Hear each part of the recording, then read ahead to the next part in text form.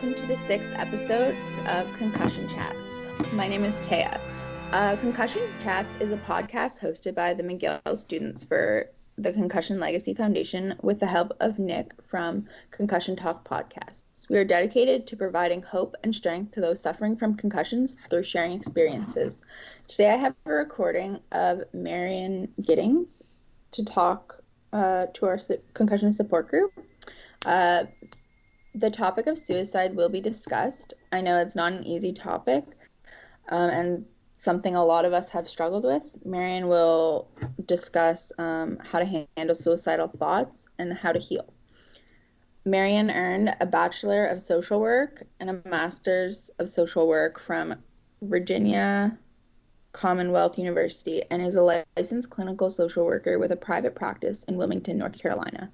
She has worked as a social worker since 1992 in the areas of housing security, mental health with adults, adolescents, and couples, as well as in the area of suicide awareness, prevention, intervention, and postvention. She believes strongly in the healing power of relationship and strives to support clients to develop healthy connections with their loved ones and with their communities.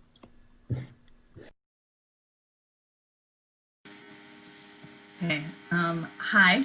I'm unmuted, and now I am gonna share a slide presentation. First, I just wanna see you guys and not look at the slides. So hang on a second as I say this. So I just want to first acknowledge my privilege as somebody who is educated and white and straight with an education that while I worked for it, there were other folks who made lots of sacrifices. And as I situate myself, I also acknowledge that I live in Wilmington, North Carolina, on land that is occupied, that belongs to the Sonoan people. And I want to just acknowledge my ancestors and theirs and all the sacrifices that have been made to bring me to this place, including the ability to have a daughter and 2 daughters and an amazing family. So now I'm going to try to share my slide presentation. I apologize for the fan that you hear running in the background. I did attempt to resolve that. If you have any issues with hearing me,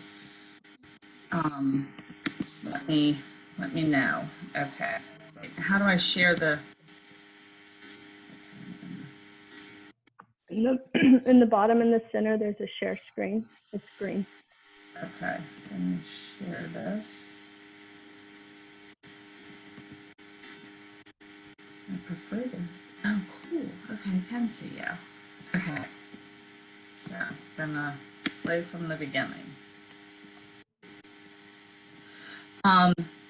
Okay, so I'm not going to tell you guys anything that you don't know, and everything that I know, you can know. So I'm going to say that. And I told Emily earlier that I'm a little bit nervous that I'm plagiarizing somebody. I'm not trying to plagiarize anybody.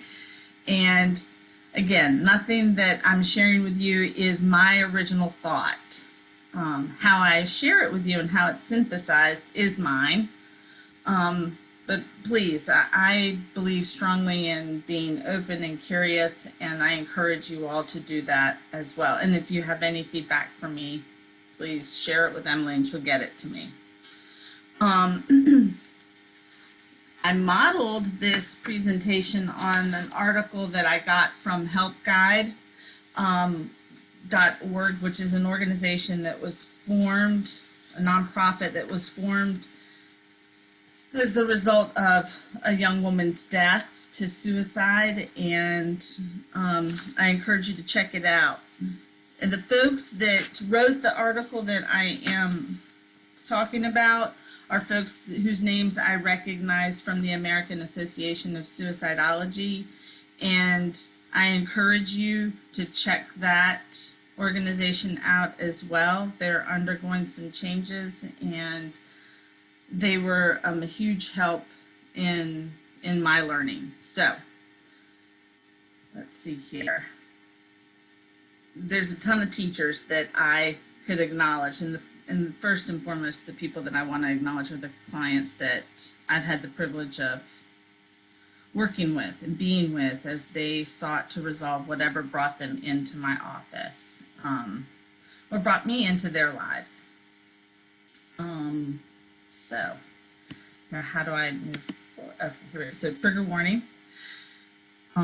If you or someone you care about is thinking about hurting themselves or someone else, I encourage you to get help immediately. The information that I'm providing you here is just that, it's information. It's not a substitute for a comprehensive evaluation or treatment with someone face-to-face or through telemental health. And we all need help, folks. So here are, I've included the suicide crisis helplines, which are also in the help guide. And my focus today is what do we do when we are having suicidal thoughts or feelings. So I'm not going to really discuss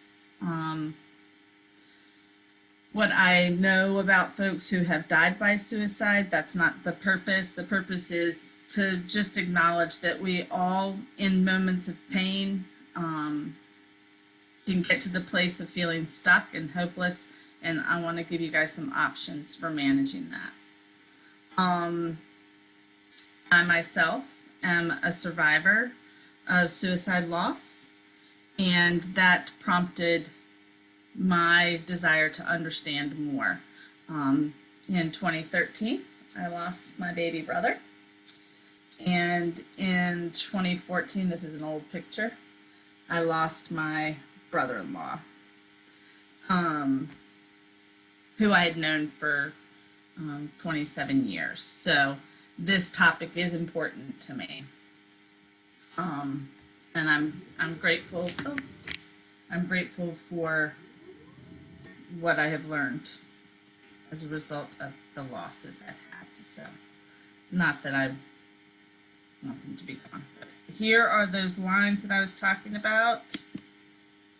And in Canada, there is a national hotline. I also included the hotlines that were in the article from United Kingdom and Ireland and Australia. And I don't know where you guys are, so please forgive me if I left somebody out. Okay. And there's the Samhsa's helpline. And I think this is extremely important because we need to know how to access help. If we're struggling, we need to know where to go, and this is a great resource in the United States, and I believe that in Canada, I apologize for not including that, there are also resources, and I encourage you to use those telephone numbers to then get the information if you're needing more support. Okay, big thing is that you're not alone.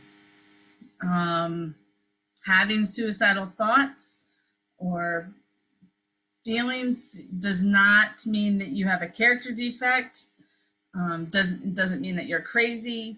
And no matter how much pain you are in, it's important for you to know that you are not alone. And it's just that. It's an indication that you are overwhelmed and in need of support. And that's the first step. The thoughts and feelings that you are having in a moment where you are having thoughts about wanting the pain to end, all of that will end and can shift with support. Those thoughts and feelings will pass. And I included a quote here from my dentist. He's probably one of my best teachers, okay? So my dentist's name is Dr. Wolf. And I'll just never forget learning that you can breathe through anything. So we're going to stop, drop out of our head and into our center and take a couple deep breaths, which I'm going to do right this second. Again, we are not our feelings or our thoughts. or what we have done. And that's important to remember.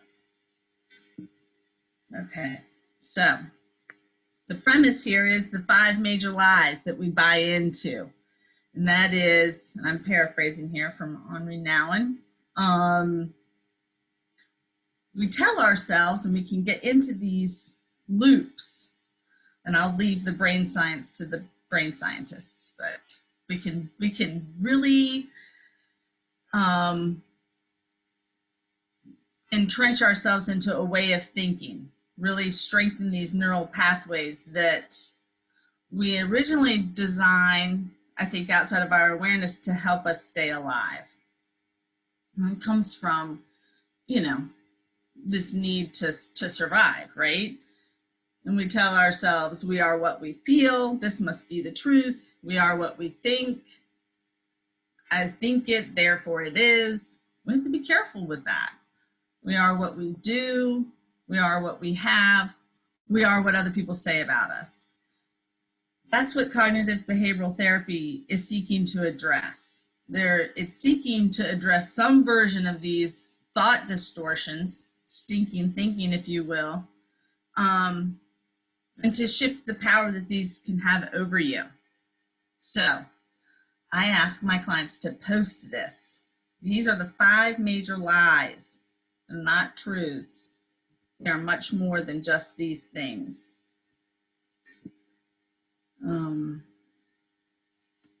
So what causes us to have suicidal thoughts? It's emotional pain, and that's unique for each of us. And our ability to manage that pain varies as well. Our ability or inability to come up with solutions can be a part of the problem, and this is where support and treatment come in. When I wrote that, I thought about that saying, 2 heads are better than one. In reality, for those of us or those who are experiencing suicidality and those of us that are seeking to support folks in that position, we may need more than just another head. And sometimes it's just our presence showing up. And that's really tough right now, right, with the pandemic. So we have to get creative. And I think that's particularly important for people who are recovering from a concussion. What I recall is being aware that, witnessing Emily's recovery was just her need for it to be quiet and to rest. And that meant that she was alone some of the time. And in my work as a social worker, there are a number of clients that I can think of that in their recovery from traumatic brain injury or concussion, it meant that they were isolating too. And this ties into how we can inadvertently perpetuate suicidality. And I'm going to talk a little bit about that. So I know I'm telling you guys to reach out and do more, which, understand that there's a process here, and we need to be patient with ourselves and operate with a lot of compassion, right? So suicidal thoughts are generally temporary, and I have yet to meet a human being who has not at some point in their life experienced the thought that I'm done, I wish I wasn't here, I wish I didn't have to deal with this. And again, that's an indication that we're hurting and that we do need support. I just had this conversation just before I got on with you guys. And I had to give my client a lot of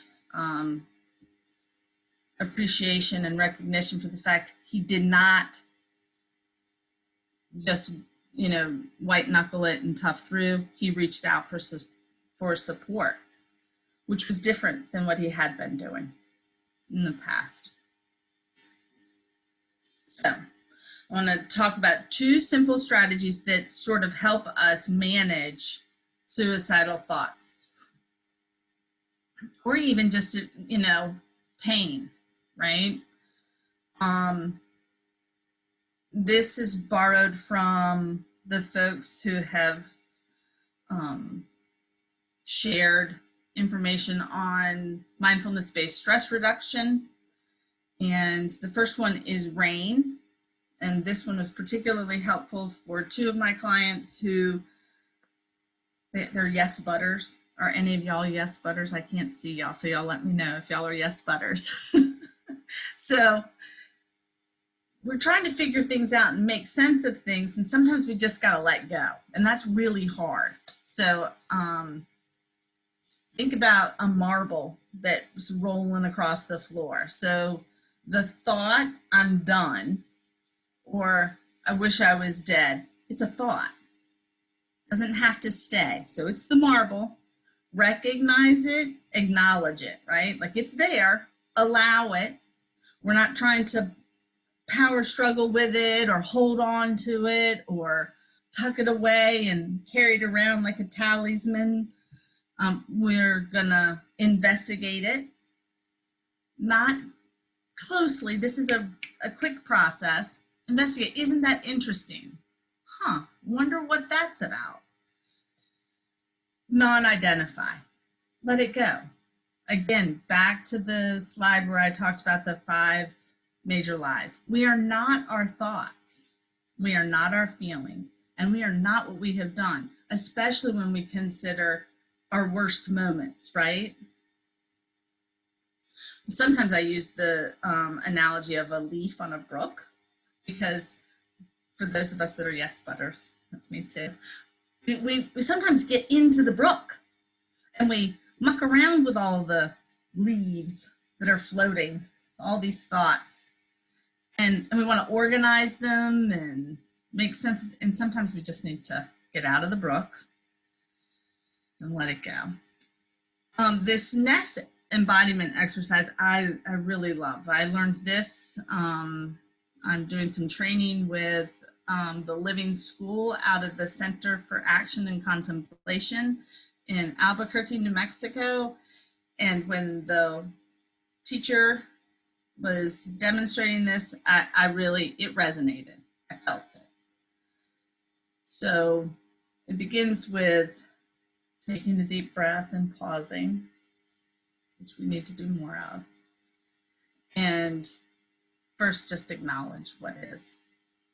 Again, just this is what is. And then allow yourself to feel your feelings about that. And I said this to my client this morning. Yeah, compartmentalization is a good skill to have. We all have it. And sometimes we just need to acknowledge that we're having some feelings. And then let it go.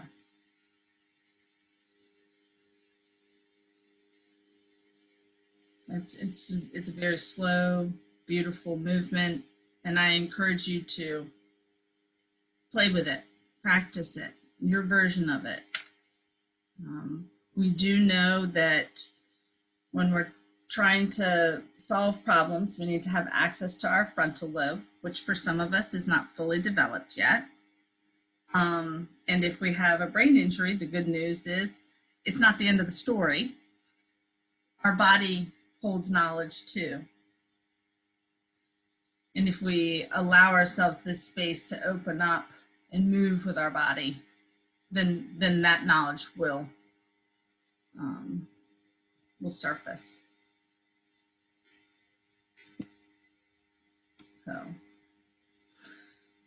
So even problems that seem hopeless have solutions. Again, these conditions that lead us to experience suicidality or have thoughts of ending our life, they may be born from something such as depression, schizophrenia, bipolar disorder, trauma, physical trauma, and emotional trauma. And what I'm here to tell you is people are incredibly resilient. And these strategies are options and tools for helping us to resolve the thought pattern. We have to let go of the thought pattern and the behavior, which I'm going to get to. I've listed a couple of TED Talks here that I think are important. The one that I didn't put in here, and I don't know if I did later on in the slides, is the happiness advantage. I'll never forget when Emily sent me that from her high school classroom or wherever she was when she sent it. It's a beautiful way of describing what we're talking about and what cognitive behavioral therapists have been talking about, including how many of you out there have heard of David Burns. He wrote a book called Feeling Good. He's an old school cognitive behavioral guy, and he's a psychiatrist. And just this is solid stuff, and it's easy. Many of you who have had some experience in therapy will recognize his work. So, and I'm going to get to some of that. Here's the other thing that I want you to know. If you haven't found a way to manage the feelings and the thoughts, I encourage you to keep looking. And I'm going to talk a little bit about things that you can do that might help with that. Not every treatment is right for every occasion, just like sneakers aren't right for every occasion, although Emily would argue that sneakers are appropriate for all occasions, just like her father would say that flip-flops are right for all occasions, or being barefoot. So, you know, just keep exploring your options. Okay.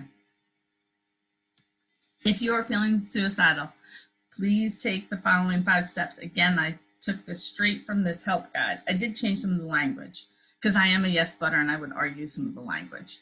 Language matters, folks. Words matter. Okay. So commit to not doing anything right this moment. If you are having thoughts about hurting yourself, you're making a commitment to not do anything. Thoughts and actions are 2 different things. Suicidal thoughts do not have to become reality. Put some distance between your thoughts and any actions you've considered. This means, and I'm going to get to that, the restricting access to any means that you would use to hurt yourself.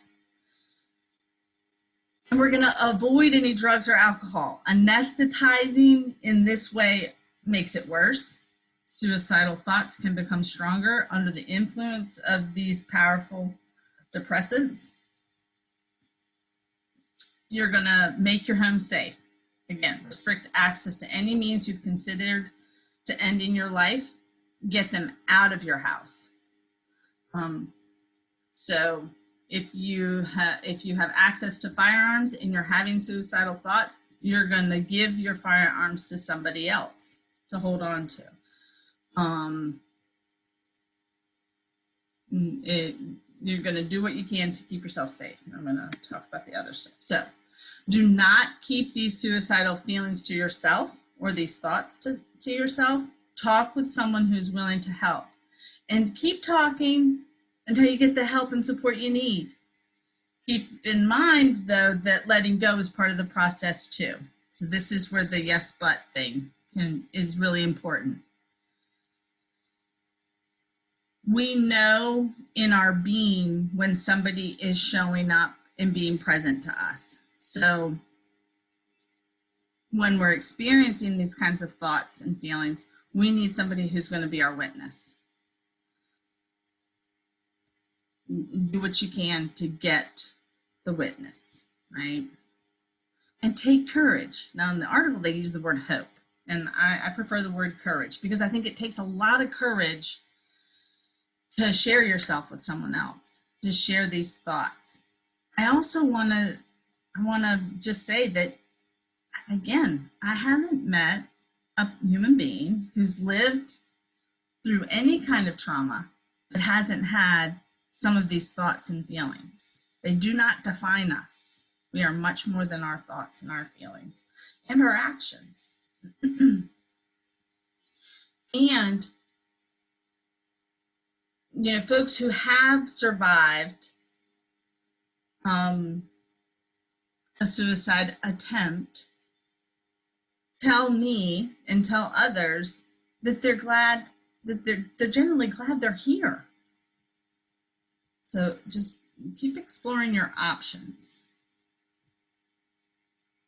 I'm not saying it's easy, okay? So, strategies for coping with suicidality. We're social creatures. We need to talk with someone every day. Find your person. If you can talk with them face to face every day, cool beans. And do that even if you don't feel like it. Make a safety plan. So I know that Emily has talked to me about this, and I don't know if, Emily, did you guys share a safety plan thing with folks? No. I don't think we have yet, but we can definitely do that. So I'm gonna. Want to send me something? Me and Taya can put it out. Okay, so here's the app. I've looked at a bunch of these apps, and I like this one. So the standard is the Stanley Brown Safety Plan, which is a sheet of paper that you guys can fill in. But I really like this app. I think it is important though, if to find the paper one, I'll send that out, and to write it out too, not just to have it on your phone, because it's like a recipe card. I'm in this, can I cuss? In this shitty place. Yes, you can. Go for it. Okay, so if we're in this shitty place, we sometimes just need directions on how to get out of there. And the printed version of the safety plan filled out in your words, if you can't write it out because you're just too stressed about it, find that person who can sit down with you and write it out. And then print it out and tape it up. Tape it up in your bathroom. Tape it up on the refrigerator. Carry it around in your pocketbook or your wallet. That's why I like this phone one too. So it's it just says safety plan, and I can't remember who wrote it. Maybe I put it, I put it in there. Oh, it's by the Health Inquiry Health LLC. Find one that works for you if that one doesn't work. Next, make a written schedule. And I think this is particularly important for folks who are recovering from grief or traumatic brain injuries, depression, anxiety, because we can get stuck in our amygdala, and we've only got 5 options there, but I'm only going to address 3: fight, flight, freeze. And that's not our highest level reasoning. That's not how we're going to solve problems. So you're going to make a schedule, and you're going to think about the 3 C's. Clarity of expectation, which goes to goals. And then I'm asking you guys to think a lot here too. Consistency, a written schedule helps with consistency. And consequences. So think positive ones. When we get up in the morning and brush our teeth and get dressed, we feel better, right? So that's a consequence of our behavior. And I bet you guys can come up with some other ones. Next, get out in the sun. The research on this is extensive. We need fresh air, we need green space, and I think it's really important to mix it up.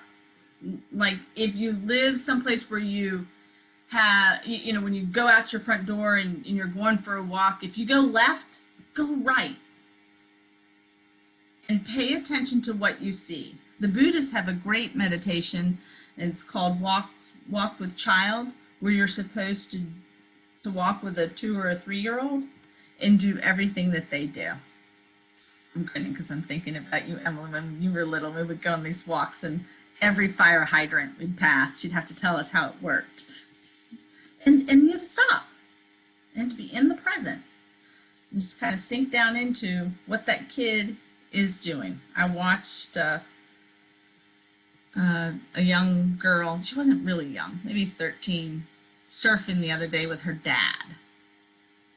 And it was beautiful just to watch her be on the board and feel the wave, and her dad was watching her and, you know, not telling her what to do, just there. That's what I'm talking about. Wendell Berry, who is a farmer and a poet, he says we should learn how to identify at least 6 birds and their calls, which I think in the time of the great pause is a great goal. Okay, exercise, move your body. This comes from the happiness advantage. Oh, I did put it in there. The happiness advantage. 30 minutes, moderate intensity every day. So Sean Edgar talks about 5 strategies that help elevate our disposition in this happiness advantage talk. He says that we're born with a certain disposition. So some of us are born like Eeyore, and some of us are born like Tigger, and some variety in between. And the good news is we can do something with either of those dispositions that help us to achieve our goals.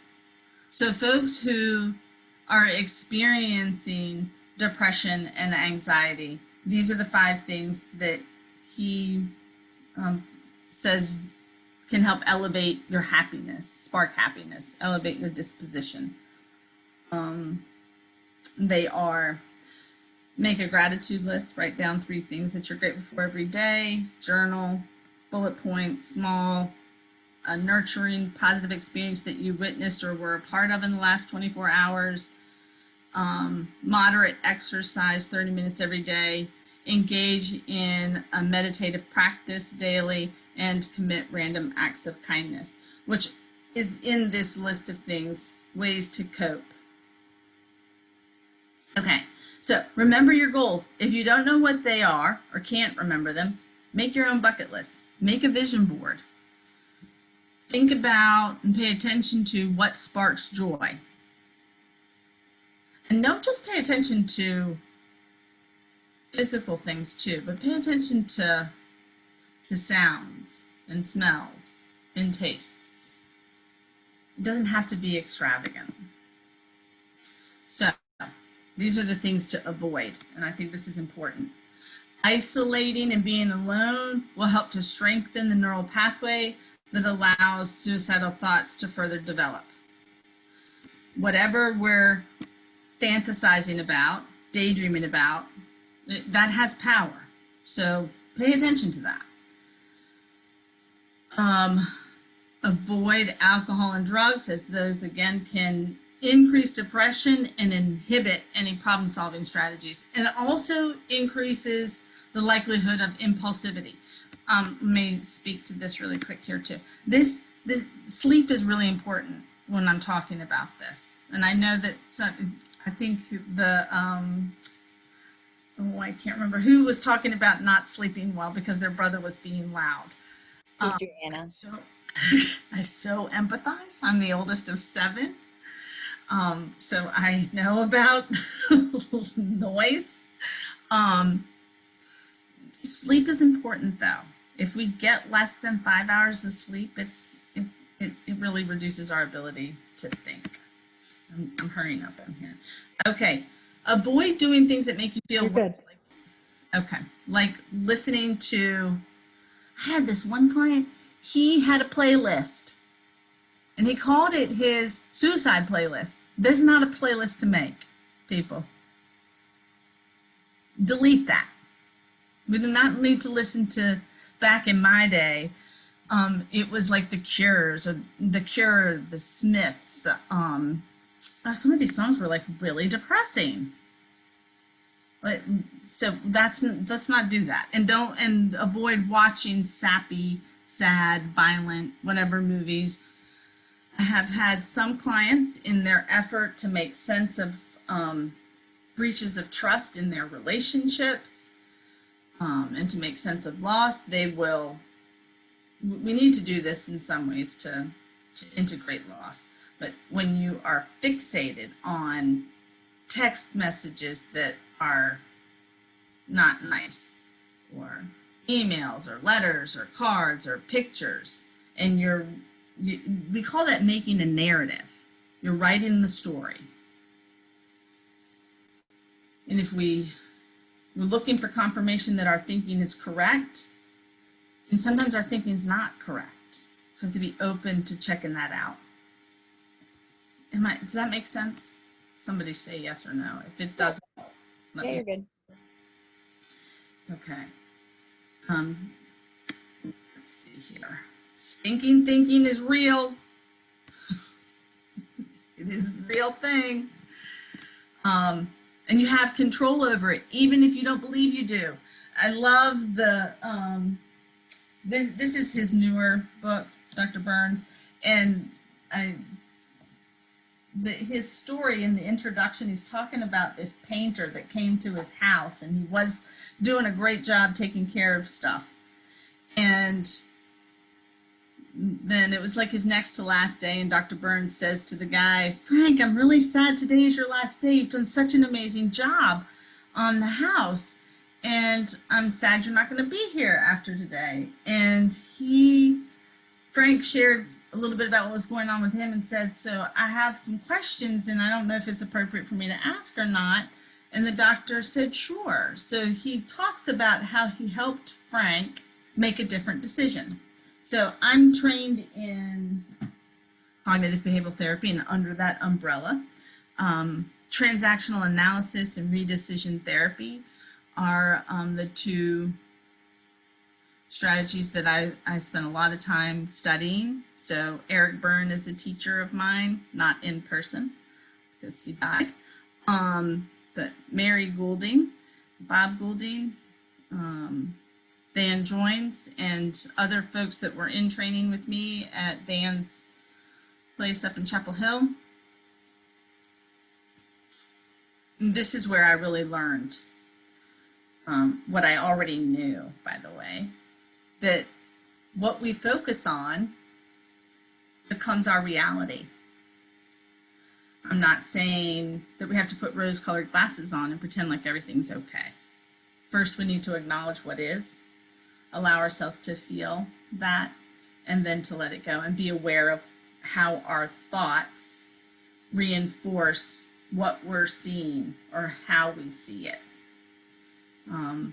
Again, practice over perfection and really adopting the concept of plenty good enough. These are extremely important when trying to develop strategies for managing our thoughts. Okay, so some of this is a repeat. I'm going to just go through it really quickly here. 5 steps to recovery from suicidal ideation. Identify triggers and situations that lead to shame and despair, and come up with alternative options. Sometimes the people we think we need to be in relationship with are not good for us. Doesn't mean that the person's not good or you're not good. It means that we need a shift. Self-care is a thing. Exercise, dance, eat good food, drink water, all the things your mom told you to do. Sleep, and I'm a big advocate of pooping. Everybody should poop at least I once. love that you added that. Thank you. Oh, wait a minute. How do I see you again?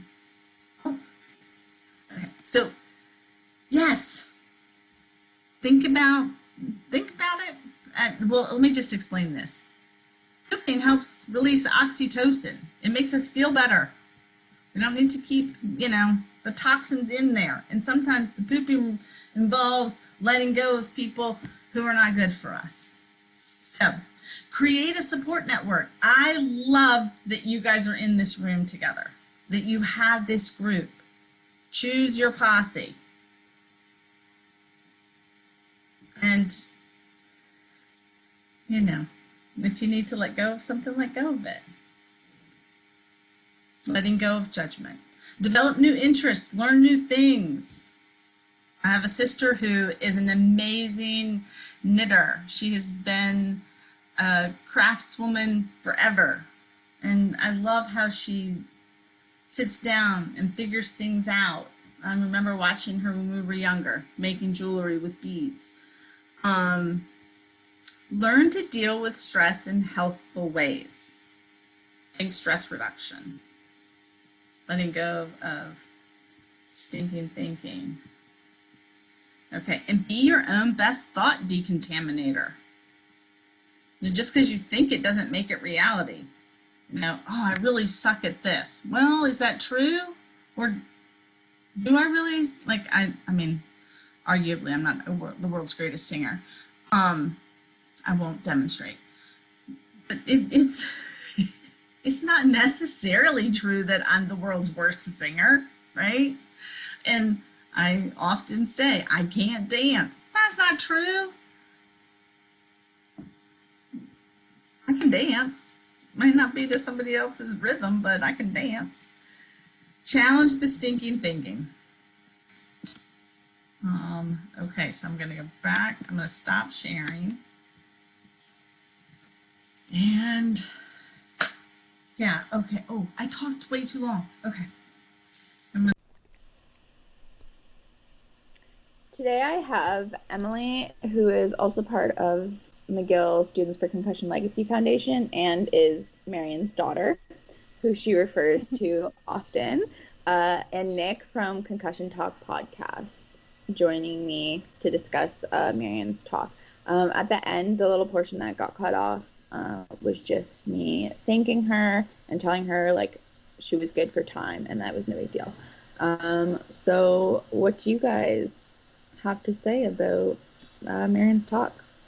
Well, I guess, I'll go first. I'll hand over to Emily because, we did actually, with Lauren's I did episode 9 of Phoenix Concussion Recovery podcast. We did about cognitive behavioral therapy. And so that all sounded very familiar to me. Because I personally didn't have any real issues with suicidal ideation. So but it was very informative, and I think it's viable. It's a good thing I think it's great that you guys have a podcast or that you have the group and a podcast, because this is not a subject I necessarily would have covered. I think it's very important, but I just wouldn't have covered it because it's not something it's not all that familiar with. Yeah, it's not something you would have thought of. Yeah. No, I'm really glad that Marion came on and talked about suicide prevention. And rather than the topic of suicide, I like that she focused on like what you can do when you are in those situations to keep yourself safe. Because I think that's definitely a lot more relevant to concussion survivors that are dealing with suicidal ideation and suicidal thoughts and just like not wanting to be alive. So that was definitely really important. Yeah, I think that, well, first of all, I'm so thankful my mom made it on. I obviously have heard a lot of what she was talking about, just her being your mom. and that whole thing. But I really, really like that she was talking. She was normalizing it without making it like too intense or like dramatic, you know. She wasn't like minimizing it or like oversizing it. She was just kind of talking about, you know, these are thoughts that will happen, and you don't have to feel, you know, super estranged from the rest of the world because of it, because it is, you know, a lot of us do go through loss. It's very common. Not a common thought. It's especially very common in TBI, and while they suck, and I know some people talk about feeling a lot of shame around them, I think it's important that we are talking about it and kind of not normalizing it, but you know what I'm saying? Yeah, like she made it aware that like it happens to everyone, and it's not happens to everyone, but like it's a common thing dealing with a TBI, and like being comfortable talking about it. Yeah, and it's really hard to talk about it, but talking about it's really important, and she really kind of normalized it in a sense of like it's okay to feel that way, and like you said, like she didn't minimize, she didn't like dismiss the feelings, and she also provided some really good resources, which was really helpful. Yeah, and I think something we hit on in the post discussion a little bit is that that maybe like she hit on making one of these action plans, which maybe I can link one of those into the document for this. But the app she referred to actually is Suicide Safety Plan app, which you can find and download. Yeah, and I think they have a bunch of different ones. I was looking the other day. Yeah. But I think one of the big things is like making that safety plan when you are okay. Because when we're in that state, like it is so difficult to figure out what to do because we're not in our normal mindset. And I think it's just, I think sometimes I like don't make plans, and Taya knows this. I don't necessarily work on these things that I'll have for later because I'm like, oh, well, I'm okay right now. Yeah. It's important, and it doesn't take long. It just I takes can see how it relates to, because she mentioned that suicidal thoughts are often temporary, and that making plans is obviously not going to be the temporary thoughts, and plans don't coincide. So I think it's a good way to get your mind to think about. If you think about a plan, then you think about the future. Then it's not something that's impulsive or necessarily as temporary as. Although it can be long, but it's not necessarily temporary.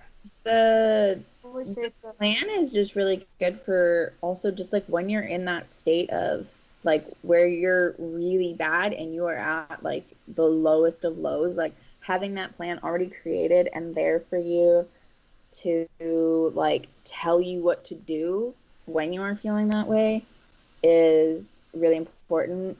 Someone mentioned that they have one that they've created, and it's like in the cupboard, like on the cupboard of one of their things, and that's been helpful.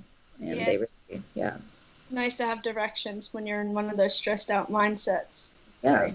I used to have a note on my phone that was just like, if you're reading this, go take a nap, because I'm getting these really bad like mindsets when I just needed to nap and I couldn't figure out what I needed to do. And that decision making, I think, can be an issue with concussion and TBI. Yeah. So having like these pre-made decisions that you can refer to is so it can be a lifesaver, like truly. It was also she also said something about how some of us are born like Eeyore and some of us are born like Tigger or somewhere in between. I really, really, really, really, really, really liked that. The Eeyore and Tigger thing was like I really, really liked that. I just relate to Taya. Oh, it was great. Juicy, who do you think you're most like? I'm Eeyore. Oh yeah? Yeah, Eeyore is me. I think I can be like Tigger sometimes. I feel like you're more towards Tigger. And we are polar opposites. Yes. But yeah. And I also really liked when your mom was talking about like the steps, and she was talking about like knowing the difference between like not doing anything in the moment, because the thoughts and actions are two different things. Thoughts don't have to become actions. Just like taking that step. And then also when she referred to like asking for help as like courage and like courageous, like I think that's a really good way to put it too, because you are courageous for reaching out for help. Yeah, I was gonna say that's such a when she's talking about how we don't have to white knuckle it. Yeah. I wonder where white knuckle even comes from, but it comes gripping. You know, like, yeah, you make a fist, and your knuckles turn white. Yeah. Aha! Thank you guys. I have a tendency to white knuckle. Same. I don't ask for help. Yeah, and it's and I'm learning how to ask for help, and it's so nice. And I just am always, I think I worry about asking for help because I feel like I'm going to be like a burden. And meanwhile, like I'm so inspired by people that just ask for help. Like, but also like Mom said, like the people that you're asking for help from, they've felt that way too. They've been in that moment, and they do want to help. And like, because they've survived it, and so they have experienced your pain, and they can just kind of provide a helpful insight too. But it's hard asking for help. It is, and I think that's a good point. And I liked how she was talking about like avoiding, avoiding staying in that mindset, like not playing a suicide playlist. Yeah. Oh yeah. It cracked So me up. She true. said The Cure, but The Cure and the Smiths, and I was like, those are pretty good bands. But yeah, but they're such depressing bands.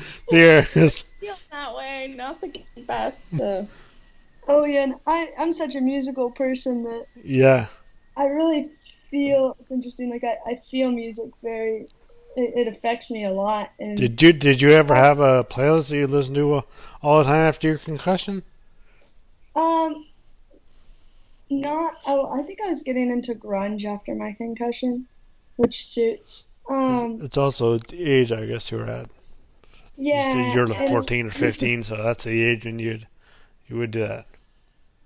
yeah, but I I definitely have had like breakup playlists and Yeah. playlists that are like sad that like when I'm in a good mood, like I want nothing to do with, but they definitely perpetuate a bad mood for me. And so I know yeah. that certain types of music can perpetuate bad moods for me. As much as I hate to admit it, because I feel like I'm like getting out my anger, like I'm just sitting in it. You're just making I, it worse. I do. No, I second that. I also, another thing that I liked about your mom's talk was like she was talking about a very serious topic, but she didn't like she didn't make it too lighthearted, but she didn't make it like so like heavy that like Yeah. after No, I it was done I heard. just want to fall into bed and be a ball of depression, because I know that was definitely a worry of a lot of members, like was the topic of suicide. It was a worry of mine. Like that's a really heavy topic, and I had to work afterwards. Like I had to continue my day. I had to do things, and like I was like, oh my god, like this is gonna be really bad. But like Marion still kept it And like it was like the more positive things rather than focusing on the bad things, like or like when she was talking about her self-care and she had pooping, like I don't know, like it was just like, and like something that like made everyone, I'm sure, chuckle a little bit, but it wasn't like she was like being dismissive or disrespectful to people's feelings. And also her little like personal stories, like Emily and fire hydrants, like yes. those also help keep it more lighthearted, but also kept it serious. Like she wasn't, yeah, I don't know. She's She's a trained very in this stuff. relatable. She's very well educated in all of it, and she did a great job. She's also the best. I love Marion. Nick, what were you gonna say? I was gonna say a lot of stuff. Not a lot of stuff. Just I can't remember what I was gonna say. If I had a question, or if I just was agreeing with Taya about with that she was just thinking, just she didn't sit people down and say, or just make people say, okay, now this topic is very serious now, and she didn't take it so like stringently, and Yeah. so she was more open. She seems more open now, obviously approachable, and she likes to, as he would say, likes to dance. Like I can't get your mom's accent because Nick was telling me he really liked her accent. her accent. Oh, really? Well, I mean, the accent I hear all the time from. Well, you obviously have it a bit, but Accents are so much different. yeah, Is it really? I like can't even notice. of course you can because you have the secret from there, but it's just anyway. The way it says dance, dance, not dance, not like I would say dance if she says dance, but anyway, that's very superfluous. Yeah, But different accents. Another thing that she talked about was a written schedule. And I always tell Emily she needs a written schedule, she needs a planner, she needs everything written down. And I can tell you how many planners my mom has bought me, like yeah, in my life. Like, but Marion like talked about the 3 C's that you need to have, which is like the clarity of your expectations, so like your goals, you need consistency and consequences. But when she was talking about consequences, she was saying positive ones. So like, which is super important because I'm someone that focuses on all the negatives. I don't think about the positive things. Like when she was like an example she used was like when you get up in the morning and you get dressed and you brush your teeth, you feel better, which like is so true. When I get up in the morning, make my bed, put on like some clothes that aren't just like sweatpants and a baggy shirt, like you automatically just feel a bit better. So like, and when you're in that mindset, like the suicidal thoughts and stuff, like little things can help a lot too. Yeah, I agree with the shower thing. Like, showers, it's just so simple, but it just makes you feel better. Yeah. And Yeah. I don't make my bed, but I mean, I've it's just started to having a routine to Very- do some of that, like, or just doing something you think is productive. So, Yeah. Yeah. but It's really hard sometimes. But Emily doesn't make her bed, I bet. No, I don't like my I bed. did. Didn't I think just so. started making mine like in like towards like the end of September. It's a new thing, and like I don't make it super nice. I just pull the covers over like so it's flat. That's it. Isn't it so nice to get into a bed that's made at night? Yeah. Like, I wish I did it more. And also just like when you come home from like a really crappy day, like at least like your bed's made. Like all like for the last 21 years of my life, I didn't understand why people made their bed, but like it does feel so much nicer coming home to, and it makes everything look so much cleaner, and I don't know, that helps my mood. Oh, there you go. So just little things. Yeah. I Things could that do anyone it. can do, yeah. Yeah. Oh, I liked when she was talking about the 5 big lies, which is something that I still grapple with. You know, she's been saying it to me for a long time because it's like you are not what you think, you are not your thoughts, you are not what you do, you're not what you say, you're not what you feel, and something else. You're not your Always like, actions. oh my God, You're not your then thoughts and beliefs. You're not your actions. Yeah. Yeah, I'm always like, what am I then? But Yeah. I try not to focus on that because I really like when she talks about, you know, I am not what I feel, and I am not necessarily what I think. I'm somebody who struggles with like they're not random.